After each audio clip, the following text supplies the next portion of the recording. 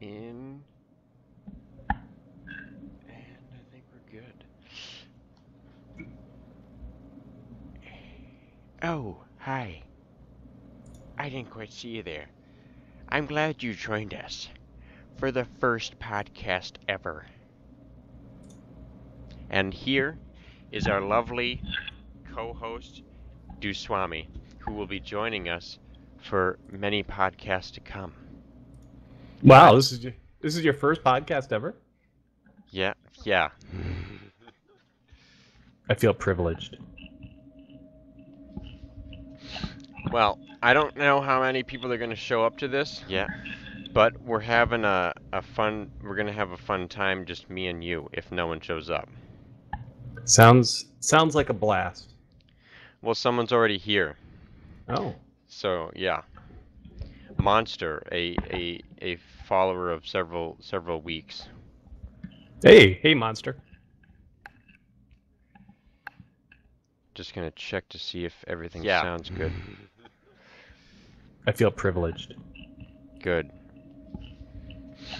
Well, I don't know how many people are gonna show up to this yet, but I feel privileged. Well, I don't know how many people are. Wait, what? For many podcasts to come. Wow, this is your first podcast. Wow, it sounds so freaking real. You sound exactly like what you sound on TeamSpeak. This is a good thing. Well, that's good then. I got good sound quality. I bumped up the bit rate. Good. Do I have an Xbox One? I do not have an Xbox One, sir. I'm not a console pleb. Okay. I think we have 3 Xbox Ones. Oh God. Hey Riley, you wanna play Xbox One? No, you have no idea.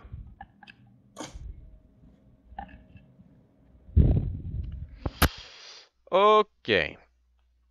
So we were gonna talk about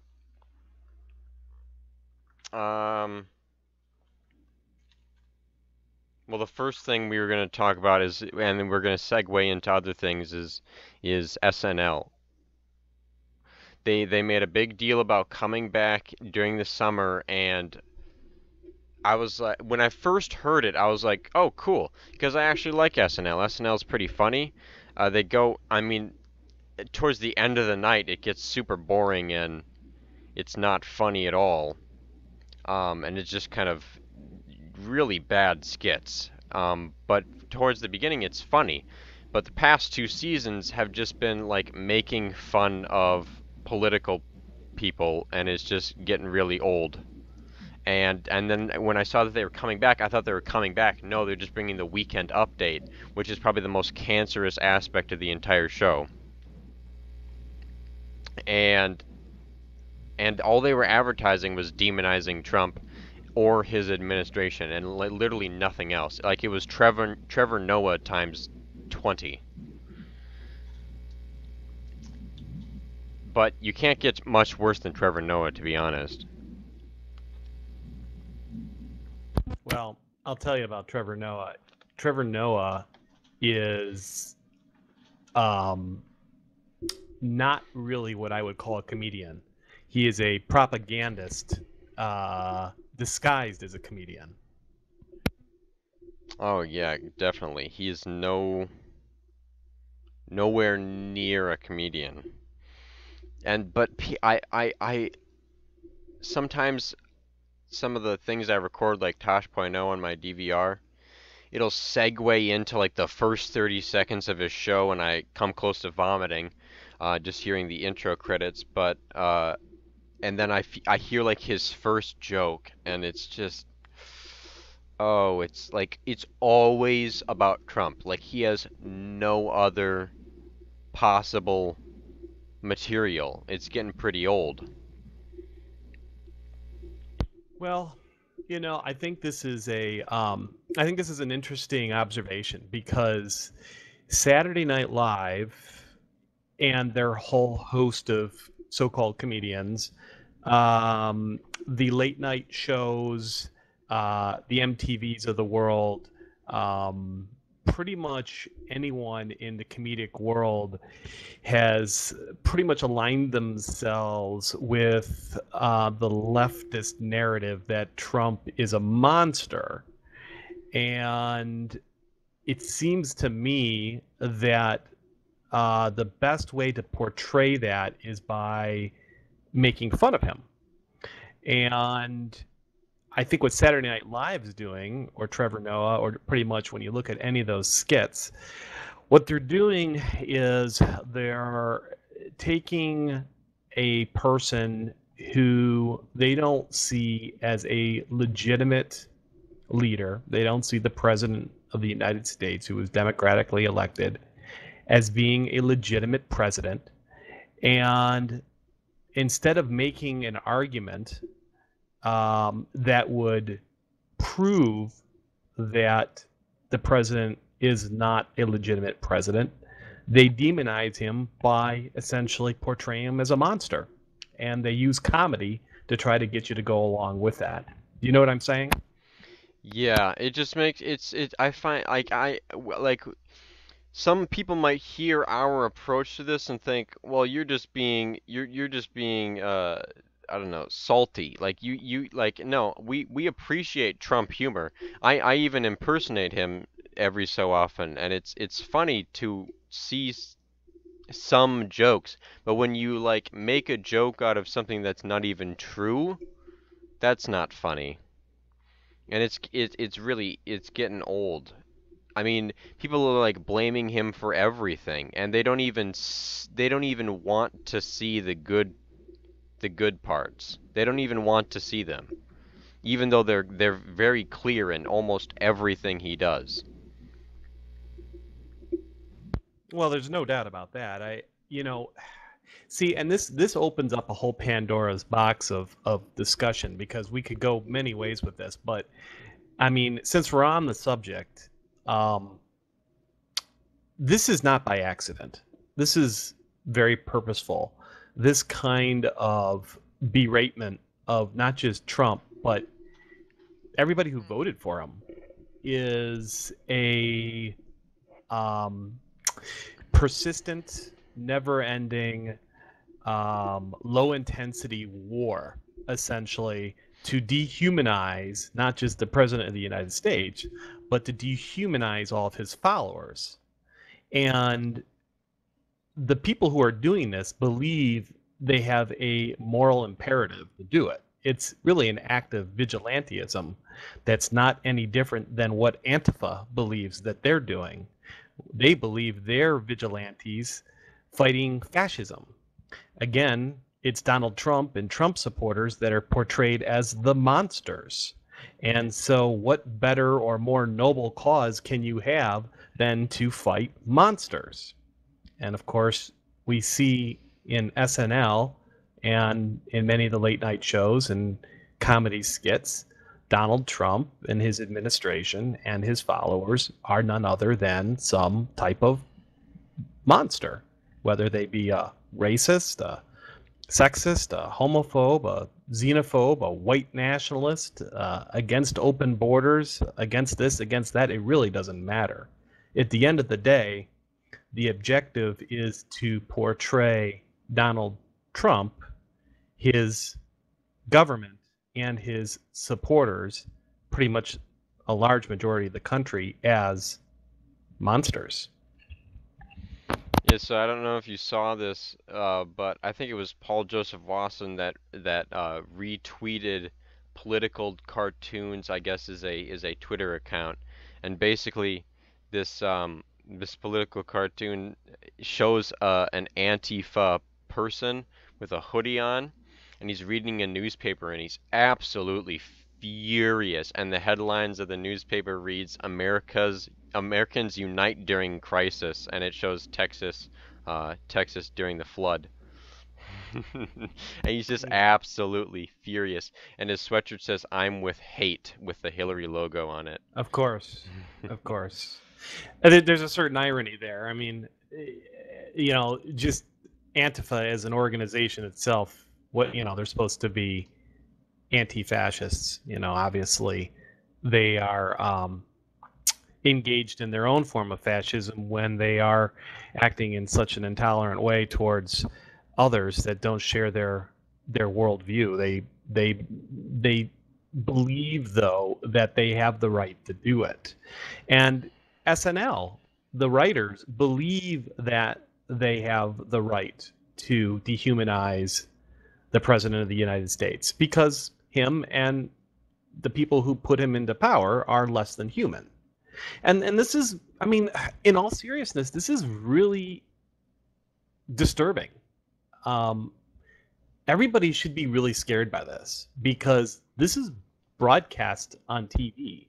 And if you pull it apart for what it is, you've got people that are acting out what is supposed to be comedy to poke fun of, to make fun of in an innocent way the duly elected president of the United States, but to characterize him, to portray him in such a light that his audience then feels more at ease with going along with the narrative that the man and everything he represents is evil.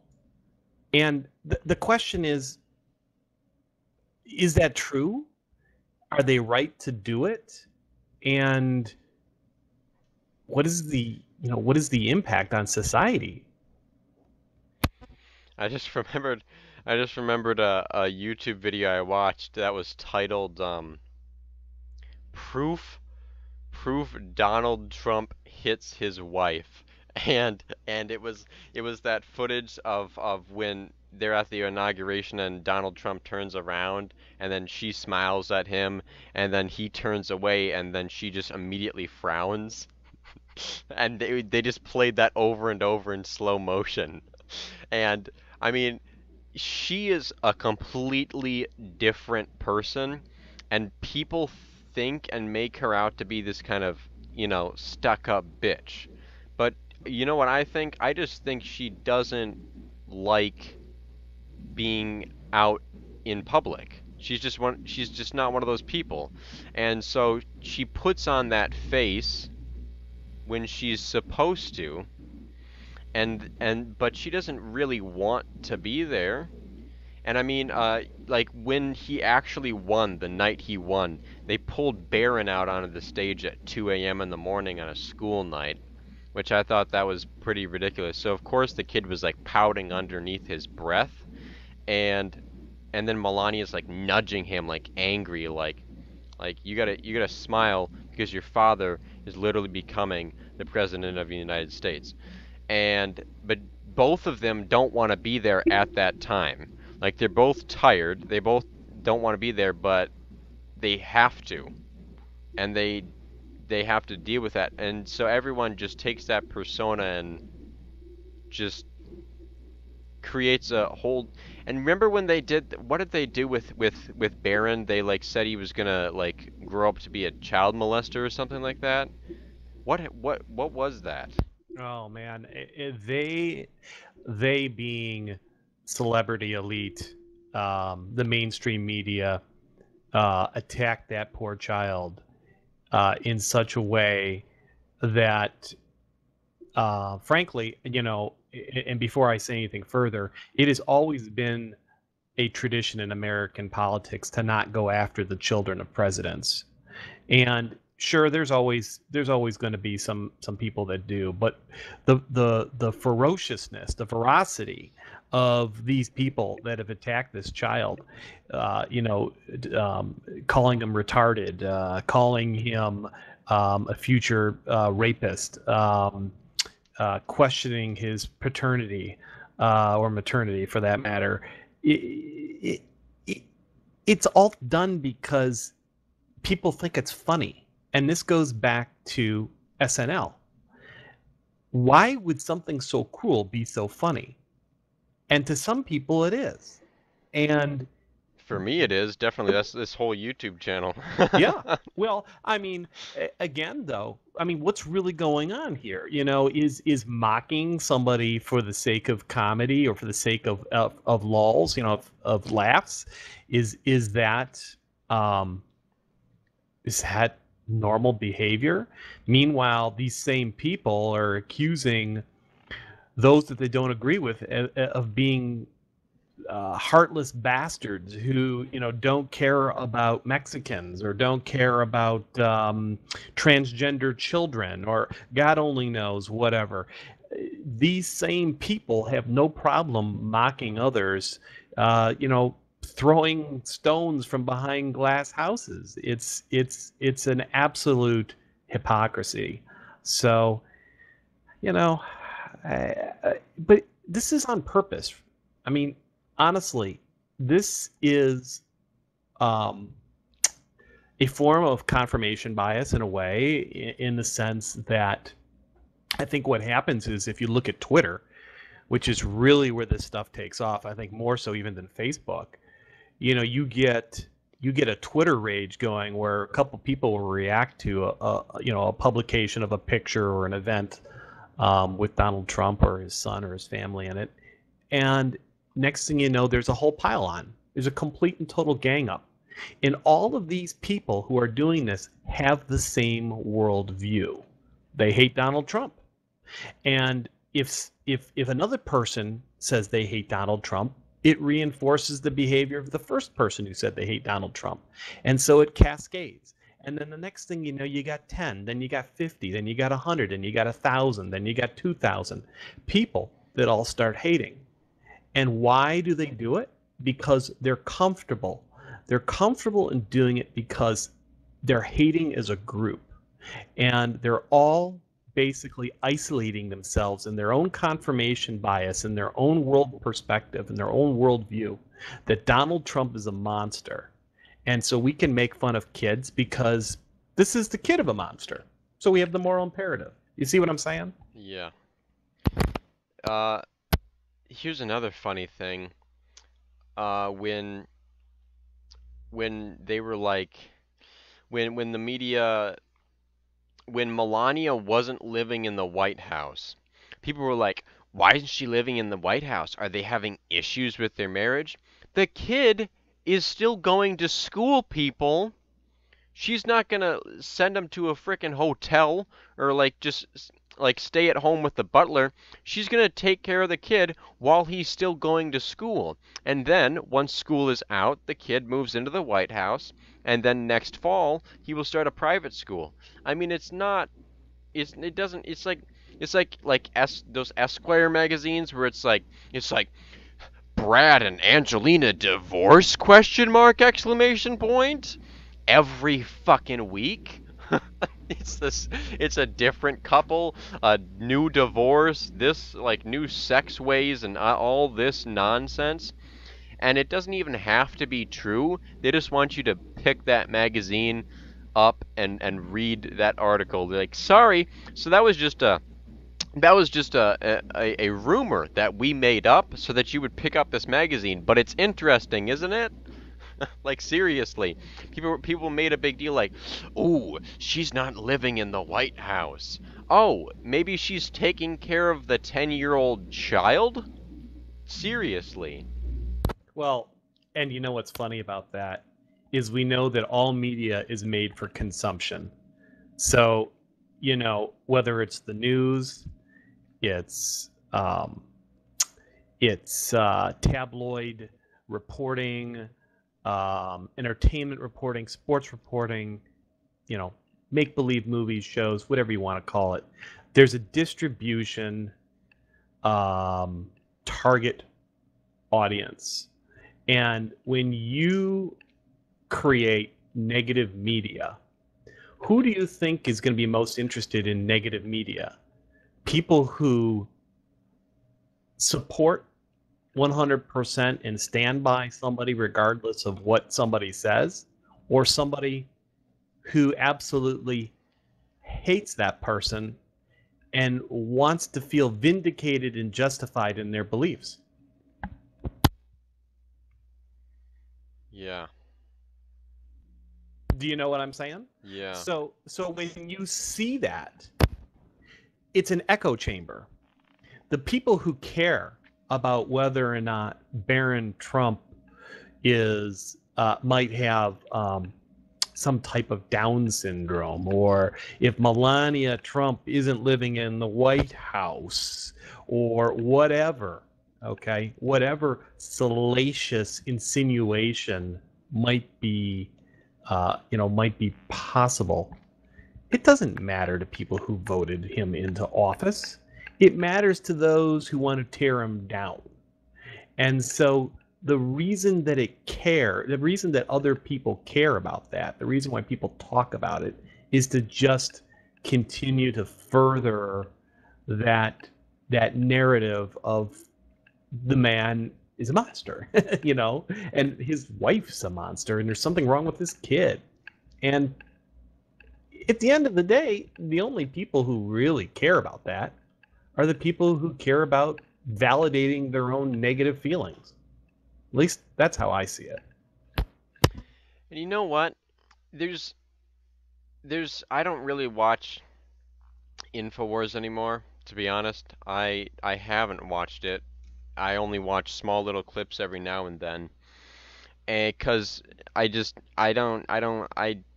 kind of got tired of the way Alex talks to guests, and I just the way he interrupts people and then says the same thing over and over again. I guess I don't really get that. And then some of the things just don't make any sense when he's talking about them. But what does make sense is when he talks about goblin people. And I mean, seriously, you see these types of people who are literally, I mean, you can see an ugly person and they can have the most soul. Like, there can be like a burn victim and they have the most soul and the most heart and just the most compassion of anyone you've ever seen.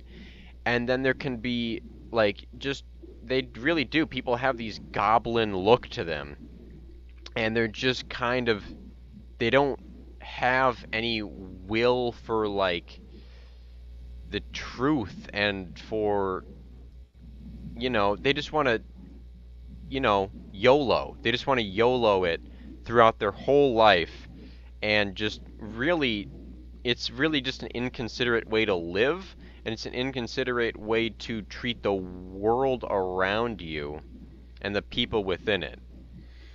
Did you see that video clip of where that guy spilled that, well, he didn't spill it. He threw the coffee at Alex on the streets of Seattle? Did you see that? Yeah, I do seem to remember that. Yeah, and he just was talking about the goblin look on this person. Well, the guy did look like a goblin. He really did. And you see that same look in Hillary. Like, watch any of the debates. I mean, it's so obvious to literally anyone. When Donald Trump is talking about all the terrible things she's done, she has the angriest scowl on her face. But then when she talks about the things that he, quote, did wrong, or things that were not, politically correct or whatever, and he has a smile and he's just shaking his head. it's I mean, he really, it's funny to him, but to her, when they're talking about true things, it's just, ooh, she would want nothing more than to kill him on stage right in that moment. Seriously. Like, you can see that, just like, it's not even satanic, it's just evil. It's just evil. Well, there's definitely physical manifestations of evil and sickness, even though I can't really tell you of any specific examples where that's been proven. But I do know that with different types of mental illness, for example, you can manifest certain physical characteristics in the face, in the eyes, in the way that your hands or your digits function, quiver, shaking, twitching, scratching, itching, etc. Just the way that you carry yourself. If you look at demonic possession, and you go through more or less the user manual of exorcism, it describes what to look for in a possessed person. And often the description is very goblin-like. It's a non-human or unrecognizably non-human entity that is behaving in an inhuman way. And I think that um, when you talk about what Alex Jones experienced or what he was confronted with, and I can tell even in my own experience, I've seen some of these people that are absolutely frickin' crazy. And I don't know what it is. I don't know why one specific political orientation seems to attract the ugliest people in America. Um, I don't know if it's a self-esteem issue or if it's just this collective uh, sort of psychology, this group psychology, where people believe that if they have a low self-esteem, then they need to be against the status quo because they harbor some sort of latent belief that the world is against them because they're ugly. I don't know, but certainly when somebody's totally mentally ill, it shows on their face, at least in my experience. Yeah, I haven't really talked about this mostly because I had a lot of trouble admitting it to myself. But in seventh grade, I was really becoming, there's no other way to put it other than a fucking cunt. I was really becoming a douche. And like I was cheating on women, even though it was in seventh grade, I was still literally cheating on girls, and I would just hop from girl to girl and then back and then all over the place. And it was like I'm not gonna get religious here, uh, but it was like some kind of force just like that Johnny Cash song, like or no, was it Johnny Cash where God's gonna strike you down? Something like that. It was like some kind of force just struck me down and took all of that away from me. And I felt so broken. And I remember I would, I would, I was Go tell literally, that long-tongued liar. Go yeah. tell that midnight rider. Tell the rambler. Tell the gambler. Is that what you're Is talking that about? Merle Haggard? No, I believe that's Cash. Yeah. And I remember just being so furious that this happened. And I wasn't really mad at any particular person.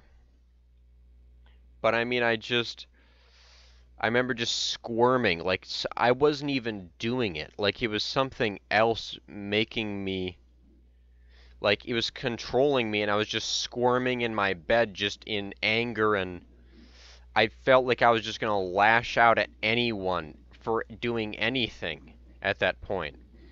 And I was really at a crossroads. I could go down a path of literally, I could go down a path of drug dealing. Like that's where I was at this point. Or I could have gone on to a path of academic success, and those were the only two options. There was never anything in between. And I mean, it was like something was trying to possess me, and I didn't let that happen. Something made me stop and take the other path. And I really would have been a completely different person. I and it was really scary going through that. But I Sounds definitely felt something that was not me. There was something there. well. There's a fine line between humanity and being an animal, and a lot of people could say a lot of things about what makes us human, whether it's our soul or our ability to use language to communicate complex ideas, or our ability to put cognitive thought together, or even commingle different ideas in order to come up with unique concepts or imagination. But, you know, I think that what makes us human is our ability to recognize right from wrong. And when the part of our brain or our soul is unable to figure that out, unable to process from the environment what is going on in such a way that we instinctively know we should or should not be doing this or should not be behaving a certain way. We are literally taken over by our animal instincts. We de-evolve, and we are in essence not ourselves. And so what you could be feeling, what you could be sensing in a psychological way is you have de-evolved down to this id, this is, as Freud would put it, this animalistic type conscience, and remnants of your superego is looking from afar at what you have become, and it feels alien.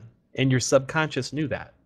It knew that you had been overtaken by what we could say is evil, or your inability to know what is right or wrong. You were, in essence, an animal.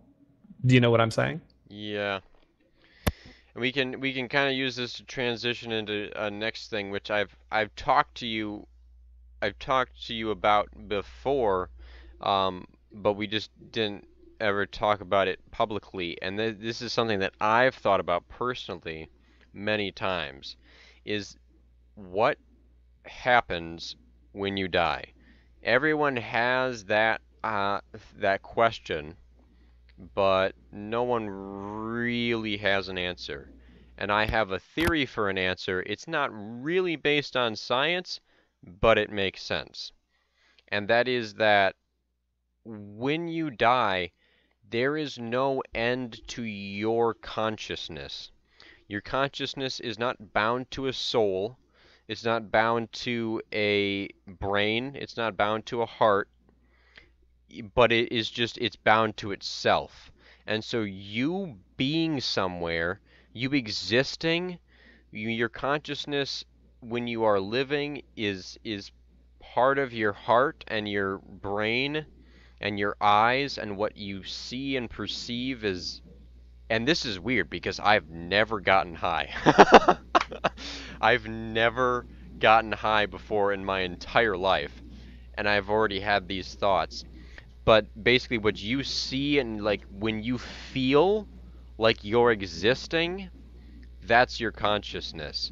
And once you die, everything shuts down in your body and you leave your body. And it's not afterlife, it's not religious at all. It's your consciousness can't end. It's actually, it is kind of based on physics. I think it's Moore's law. Conservation of Yep, energy. yep, yeah. Nothing can be created and nothing can be destroyed. And Laws of so, thermodynamics. yep. And if your consciousness is an energy, which it totally is, when you are experiencing your existence, that's an energy. That's an energy. But when you die, that can't end. There's no, if you go to heaven, if you are, or a heaven-like area, then fine. If you go to hell or a hell-like area, that's fine too. But it is so possible, in my mind, that you can be simply reborn into another person. It doesn't even have to be a baby. It could be a living person at that time. Like, when you hear people, they've turned over a new stone in their life and they're a completely different person. What if they really are? I mean, it sounds crazy, but what if they really are? Well, yeah. I mean, reincarnation is a pretty common theme throughout humanity and the great religions, and in some of the lesser known religions and tribal religions, the belief that you can come back, that your soul can come back as a different person or even different life form. In the Hinduism, that's very prevalent, that belief. Um, I would say that this is a topic that is extremely difficult to talk about because we don't even know for sure if the construct that is our universe, where these physical laws apply, or where we believe there is some way to measure how the universe works. We don't even know if it's real or if it's a simulation. We don't even know. We could just be a thought, not even a Oh, simulation. We could just we be a could. thought. We could. And this is a very good point, because you know, when you started to talk about what you believe death is, it made me think of Philosophy 101, which honestly, next to taking Latin, was probably the most useful course I ever had in college, because it helped me sort out the mysteries of life. And I'll never forget my favorite philosopher, Rene Descartes. You know, cogito ergo sum. I think, therefore I am. That simple statement is the creation of life in itself. In that, because I am self conscious, I exist. But what came first? The universe in which I exist, or the thought? The chicken or the egg?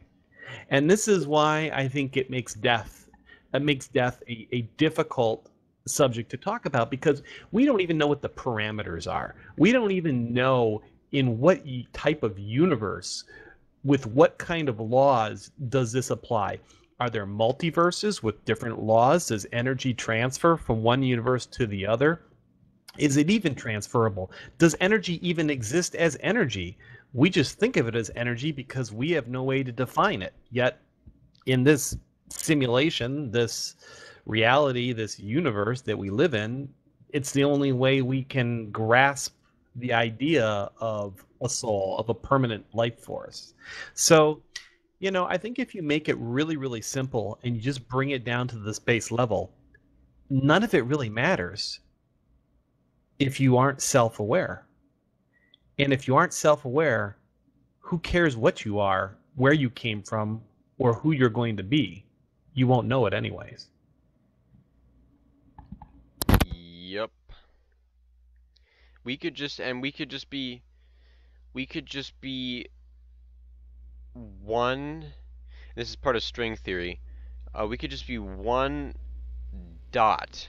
Our whole universe. Like, it's so easy to blow people's minds with all of the uh, cosmological audiobooks that I've listened to thus far. I mean, and watching some of Cosmos will do this to you too. We are one planet. Think about how big our Earth is. It's massive.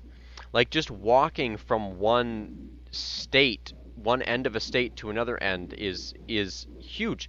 And our land isn't even, like, I don't know what the exact numbers is, but it's like 20% of the entire Earth. Like, the rest is water, and that's already massive.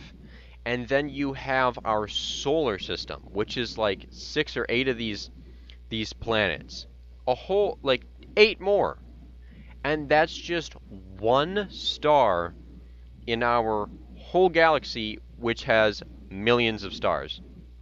And then you have trillions of galaxies in one universe. And now think of this. If we have an atom, inside it you have a molecule and then an electron and then a quark. And what if that little tiny dot is an entire universe? Every single one of them. It's totally possible. Well, you're talking about the many worlds theory, which theoretically could mean that there's an infinite, uncountable, innumerable universes. There's no end. And um, I think that actually, that whole concept, that whole idea that everything that could have happened, everything that would have happened, everything that should have happened, has happened, will happen, and is happening simultaneously in all times, in all places, in multiverses that never end. There's a name for that, but I can't I, right. I do believe it's the many worlds theory. There's also, I think, when they talk about um, Time travel. well, no, I think in some of the more complex discussions on quantum mechanics, they talk about how it's really I shouldn't say quantum mechanics because it's really Einstein. It's general relativity. It was Einstein though that did seek this this idea of a unified field theory, which is really string theory. It's a model that attempts to pull together a mathematical relationship or explanation for gravity, electromagnetism, the strong and the weak nuclear force. And Einstein really did not believe in string theory, to tell you the truth. He was kind of thought that was sort of hokey, and he didn't figure it out before he died. But in the quantum mechanics world, the idea is that, at least if you take general relativity, you take Einstein's theory first, you look at it from the standpoint, well, you can bend and warp space and time, and there's another layer of space called subspace, in which quantum mechanics may be prevalent. You could have communication between quantum particles over large distances through subspace, where hypothetically you might have a gold atom over here, and it has a quantum doppelganger, a quantum pair, a quantum cousin that exists on the other side of the universe. And if you do something to that quantum particle, if you do something to that gold atom, that molecule, its doppelganger feels it immediately, all the way across the universe, regardless of distance. And so somehow there's communication going on instantaneously through space, through time. I think it was referred to as spooky action at a distance, I think is how it was referred to by Einstein.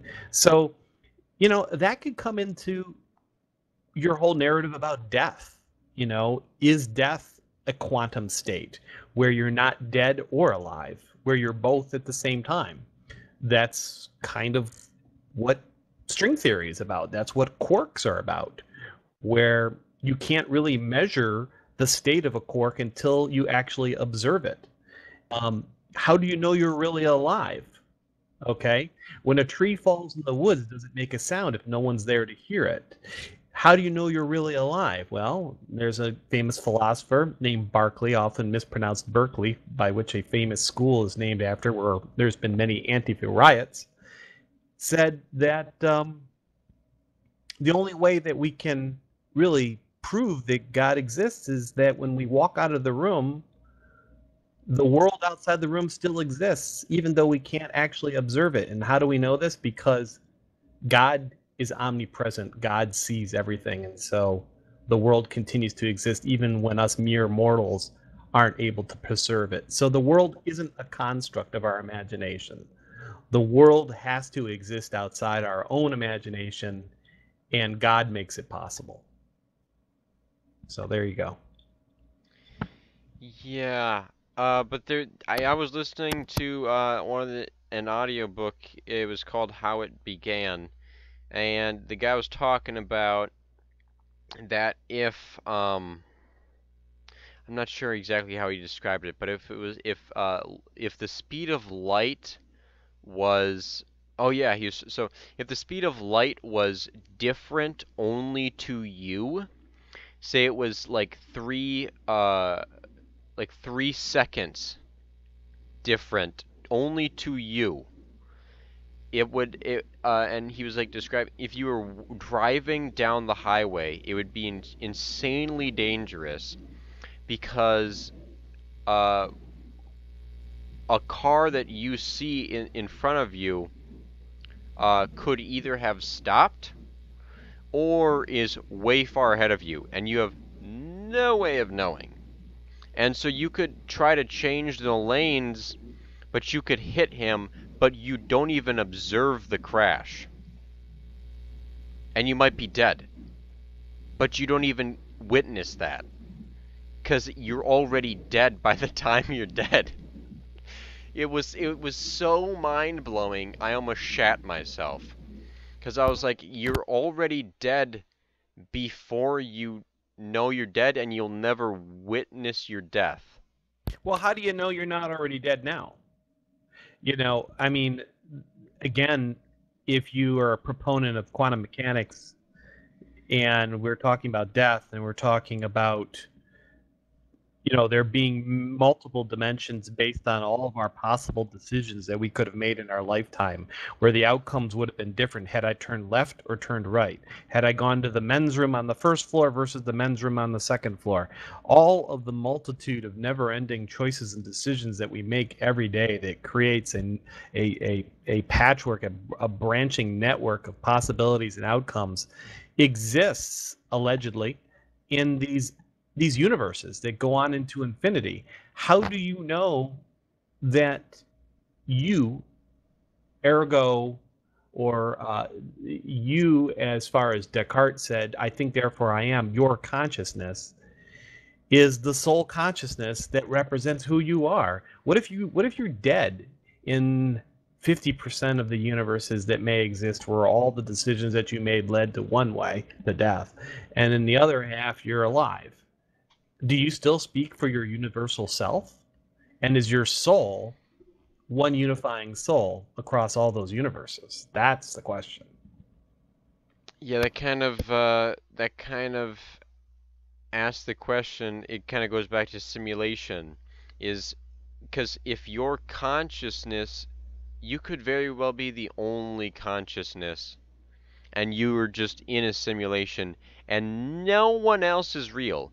Like if I'm experiencing consciousness right now, which I believe I am, you could not even be a person, and you could just be an entity, just speaking to me and responding to what I say, and me observing that and then just relaying more information back to you. And Oh, absolutely. I just go throughout my life. Nothing's real. No one's real except for my consciousness. I'm not even real. It's the only thing you can prove. The only thing that you can prove 100% without a doubt, you can prove that you exist because you can ask yourself that question. Nothing else is technically provable because you cannot trust your senses. Your senses could be deceived. Like you said, it could be deceived by some sort of artificiality. And you cannot trust the people around you that tell you about the history of the universe, because the history of the universe could be a figment of their imagination, which could be nothing other than a program, a backstory. But because you can, in the quiet darkness of your own thoughts, ask yourself, am I alive? Am I real? The fact that you can query yourself that way, that you can actually question your own thought, is the only proof that you are. What's scary is, what if, not just what if you aren't, what if you are the only consciousness? What if everybody is living in their own simulation, yet the world that we live in is a simulation, including all of these other people, but they're not conscious in our simulation. They're only conscious in their own simulation. And we just, Yeah. you know what I'm saying? What if, like, people can dream about being rich and famous, but what if no one can ever attain that? What if those are just they're not even real people or real things. That's just a poster boy, and people thrive for that, but it's not attainable because it's not a thing. It's not a real person. So like, what if that's just created, and we're in a never-ending struggle of trying to attain something that we want, but we'll never get there. But as soon as we think we're there, we are taken away. And what if, when we are taken away, we come back as a blade of grass? Yeah. none of it matters. Or a cell in a blade of grass. Just a Absolutely. single cell. Absolutely. It makes you wonder when you think about the meaning of life. Is the meaning of life to realize that it doesn't exist? Or is the meaning of life to try and figure out whether or not there's something more meaningful than our own existence?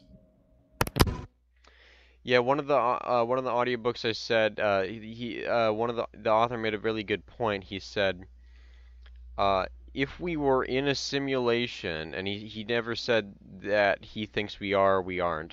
He said if we were in a simulation, the controllers of the simulation would be able to uh, they would be able to control whether or not we even think of the question that we're in a simulation. If they wanted us to know that we are in a simulation, we'd know right away. If they wanted us to think about it, we'd be thinking about it. And if they wanted us to never even question it or bring it up or never even think, not even know what the word simulation means, and it doesn't exist, that would 100% happen.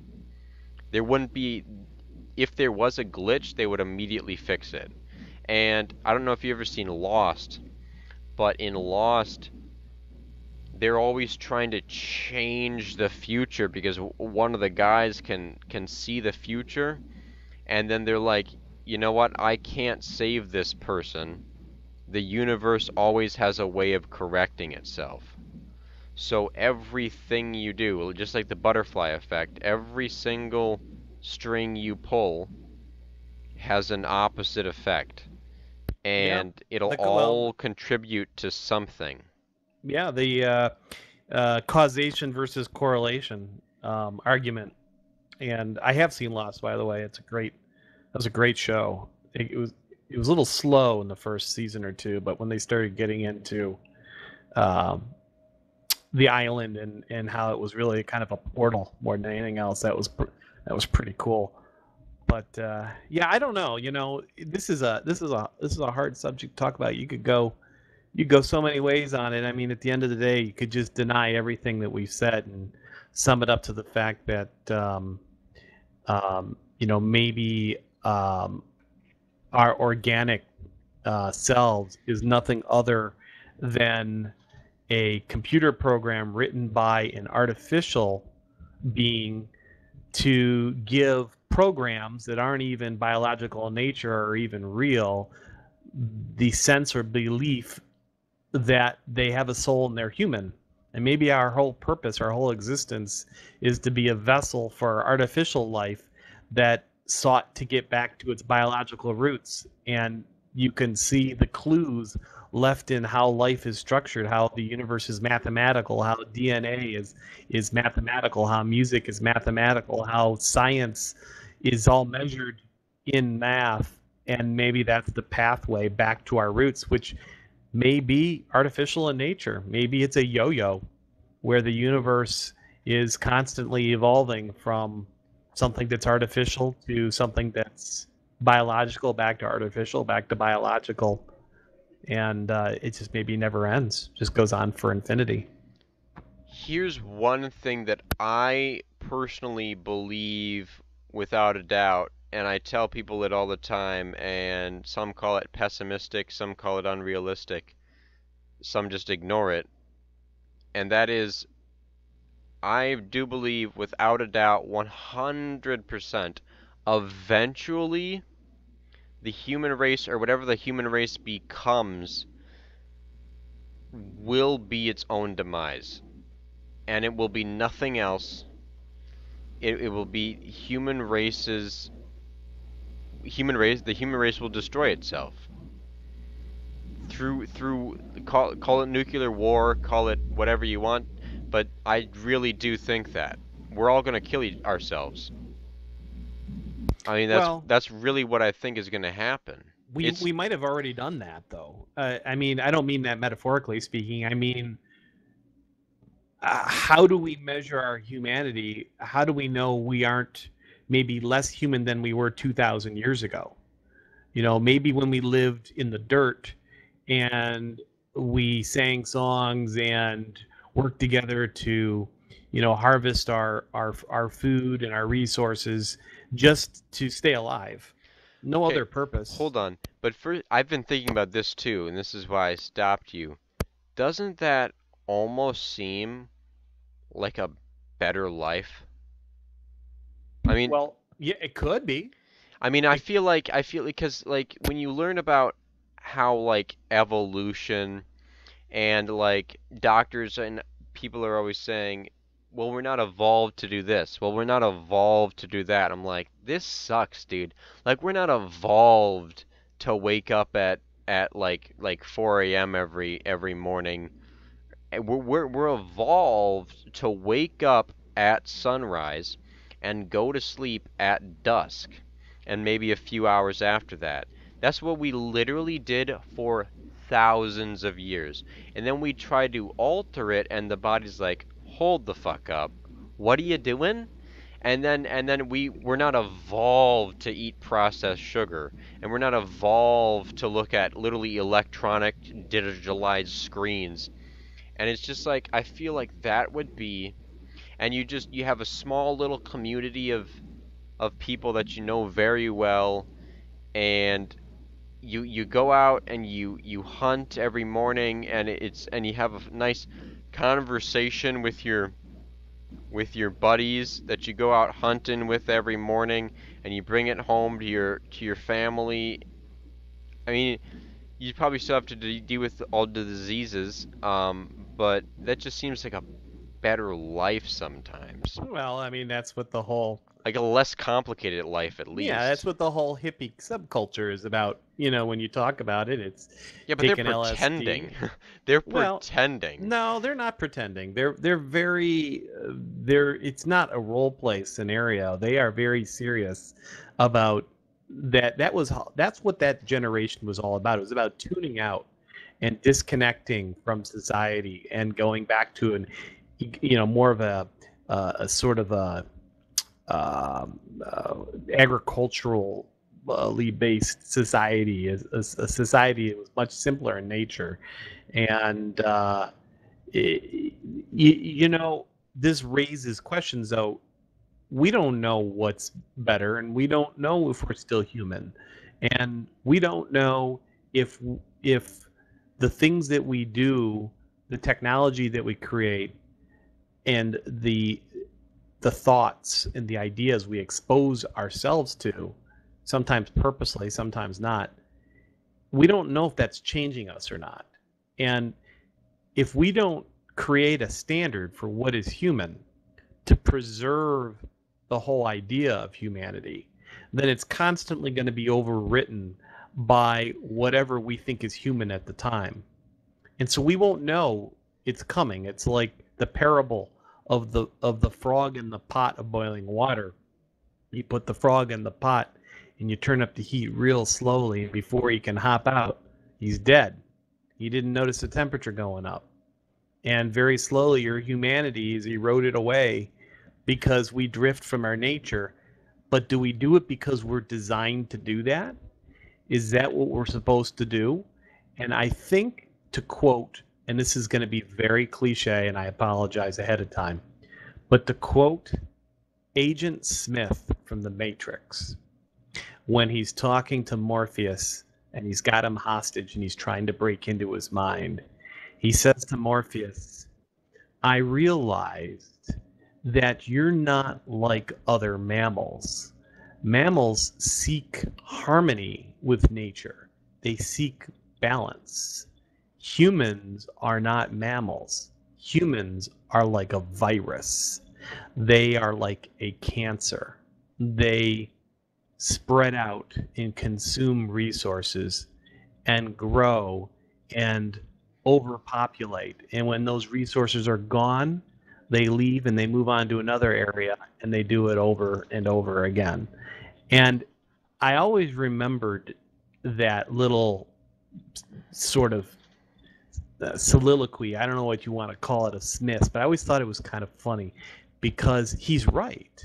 Humans aren't like other mammals. We're not in tune with nature. We're very self-destructive, and we destroy the environment around us. That's not a political statement. That's just the truth. And so, is that what we have become? Have we evolved into something that's non-human? Did we used to be more mammalian and more in harmony with nature? And is that when we all changed and became something different? And are we about to go to the next level when we become transhuman, when we merge with machine and technology and increase our brain power by thousands folds, merging with artificial intelligence? What the heck will we be then? I don't think that's human. Yeah, I recently like put it all together and I thought, you know what? Some people on this fucking planet are really stupid. They really are. Because literally all humans are about and have been about for thousands of years is literally destroying the environment around us and then pretending like we're not doing it and then just keep doing it and then look away. We're not destroying the world on which we live on. It's like walking inside of your house, shitting on the carpet, and then rolling up the carpet, hanging it out on the clothesline, and then in the morning take it off the clothesline. Don't even wash it. We don't wash it here. That's not how we do things. Rolling it back out and then eating off of it. Like that's literally what's happening. And it's just like we don't even want to pay attention to that poo stain on the carpet. We just eat slightly next to it. And eventually it adds up to the point where we're just eating over our old shit stains. That was a very interesting metaphor. Yeah. You know, this kind of steers the whole conversation though down another path, and that's religion. Because if there's no defined framework in which we exist, and it's questionable or debatable to try and identify what existence is, whether we're human or how to stay human, then you really have to look no further than religion.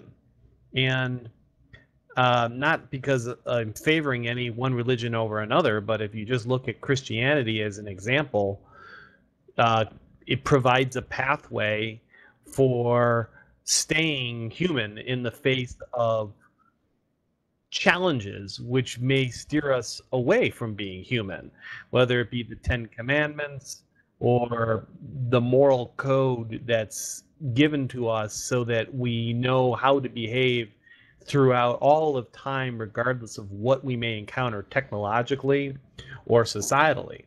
And so, is religion the framework by which we have to exist? And if we give up religion, whether it be Christianity or Buddhism or Hinduism or Islam or whatever religion you subscribe to, if we give up religion and instead we rule ourselves based on the rules of man or the rules of nature, which we define, science, they may not contain our humanity in a way that it preserves us. It preserves our identity as humankind. And we see religion going away. In the secular progressive world, religion is seen as a hindrance to society. The claim is that all war, much of war is because of religion. Look at Europe, the churches are empty. There's no religion in Europe, yet Europe is besieged by jihadists right now. I would think that if Europe was less secular and and still Christian in nature, it would be better able to fend off an invasive religion like Islam, which they're clearly trying to take over the continent. So, you know, it's another thing to think about. Is religion, does it have a purpose? And is that purpose to preserve our humanity? Okay, I've been awake for almost 24 hours, and normally I would want to go longer with this, but for the final thought is quite an interesting one. And I got this idea from a podcast, from a question that was asked on another podcast, on Joe Rogan's podcast. That was kind of a joke, but then I was like, hey now, that's actually pretty interesting. Okay, so say that you're 16 years old, okay, and you have sex with a female that is also 16 years old, and you record it, and then you're over 18 years old and you watch it,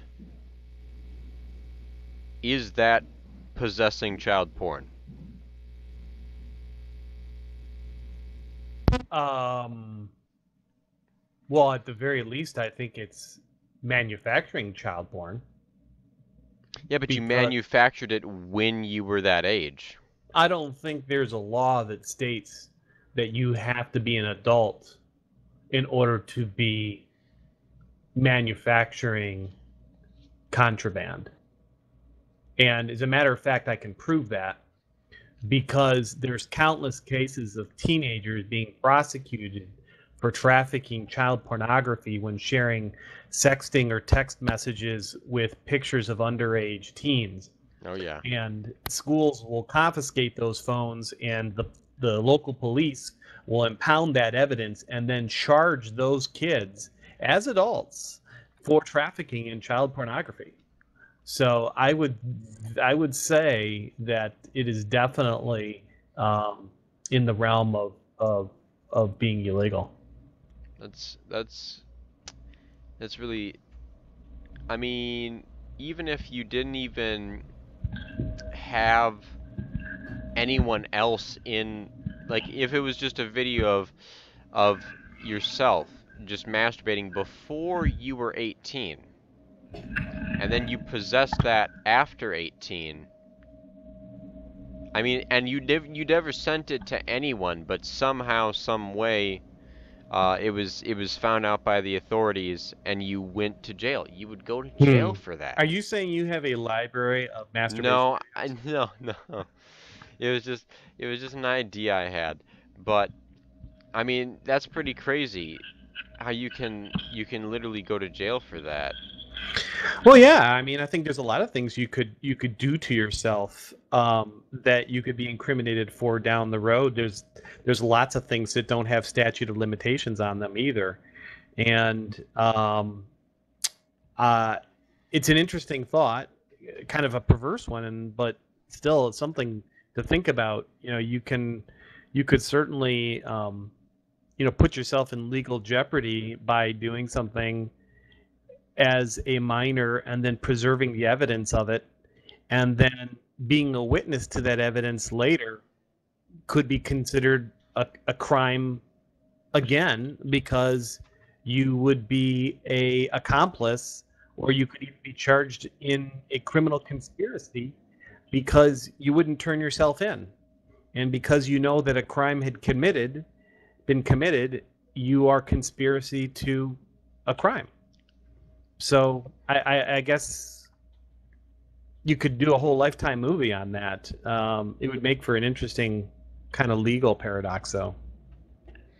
And here's a reason, a point that people make, in terms of legalizing prostitution. They say they always say this: if you pay a girl to have sex with you, it's a crime. But if you film it, it's not. If you do everything, if you pay the girl to have sex with you and you film it, it's porn. Well, it depends on where you live because there aren't federal laws that apply to prostitution. As far as I know, I believe they're all local and state laws. And if you go to various states, they fall under a whole category of laws that are called indecency laws. And you still see a lot of these in the South, where certain sex acts, which we would be considered today to be pretty common or mundane, are considered or labeled sodomy or bestiality or all kinds of other things that they truly may not be, but you could go to jail for. And yeah, it depends where you are. I mean, if you're in Virginia and you're caught having oral sex in the front seat of your car, I do believe that that is considered some form of sodomy or vagrancy, and it's a felony. And I believe that you could go on a sex offender list for that. Yeah, and then you look at all these first world countries that legalize it. And I mean, everyone's totally casual about it. And it makes so much sense. I mean, the women, like, it's legal in Germany, it's legal in, I think, Australia, it's legal in, I want to say, Switzerland or Sweden or Denmark or one of those countries, maybe all of them. Um, and the effects that it has is that these women they have less diseases compared to other prostitutes. They're usually not addicted to drugs, and it's not as scandalous. What I find so funny is that you could do it you could have a prostitute in your car, but if you just like take and you're in your own private home and you do the sexual acts and then you just give them money, you could say that's a gift at that point. You could just say that that was a gift. Yes, and I think that's often a technique that's used probably in a way that is misunderstood, because I do believe in the sex trade that gifting is code for payment. And even though there could be a legal argument made that there wasn't money exchanged for a sex act, that it's understood that that code word does mean a transactional um, activity is taking place. That I am giving you this for this. But I think that this would be a great discussion in another video where we could talk about not just the ramifications of prostitution on modern society, but what happens when all of these sex bots, sex dolls that are coming online um, start to become more acceptable to the point where everybody's ordering them off Amazon.com, and you can program them to role play pretty much any scenario. And where does the line end? What configuration do these things come in? Do they come in children configurations? Do they come in humans that are disabled or unable to fend for themselves so that people can act out sick fantasies? Do they come in animal configurations? Do they come in transhuman configurations? Where do you draw the line? And is that considered rape? Is that considered illegal or indecent? And should someone go to jail for, having a sex act with an inanimate object that is created or programmed to mimic some type of human response in order to play out the sick fantasy? So, a lot to think about there. All right. So I stick around after I end this, but I think that concludes the first podcast. Not very many people came in, but it was still fun nonetheless. Definitely. Tons of fun. All right, that's the end of it. Hopefully we do one every once a week. See y'all next time.